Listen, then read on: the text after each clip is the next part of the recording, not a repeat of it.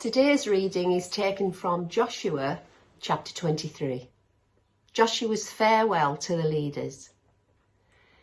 After a long time had passed and the Lord had given Israel rest from all their enemies around them, Joshua, by then a very old man, summoned all Israel, their elders, leaders, judges and officials, and said to them, "I am very old.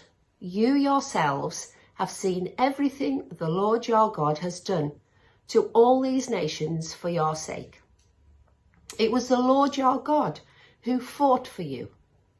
Remember how I had allotted as an inheritance for your tribes all the land of the nations that remain, the nations I conquered, between the Jordan and the Mediterranean Sea in the west.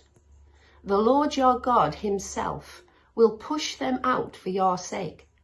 He will drive them out before you, and you will take possession of their land, as the Lord your God promised you. Be strong, be careful to obey all that is written in the book of the law of Moses, without turning aside the right or the left. Do not associate with these nations that remain among you. Do not invoke the name of their gods or swear by them. You must not serve them or bow down to them. But you are to hold fast to the Lord your God as you have until now. The Lord has driven out before you great and powerful nations. To this day, no one has been able to withstand you. One of you routs 1,000, because the Lord your God fights for you, just as he promised. So be very careful to love the Lord your God.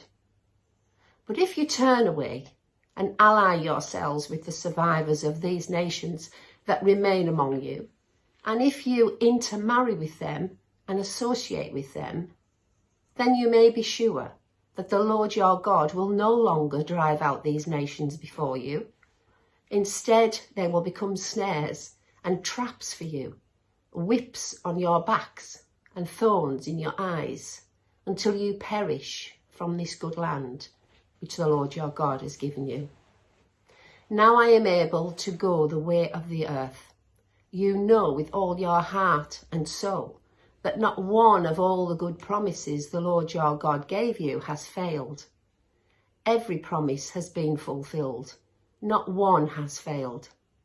But just as all the good things the Lord your God has promised you have come to you, so he will bring on you all the evil things he has threatened, until the Lord your God has destroyed you from this good land he has given you.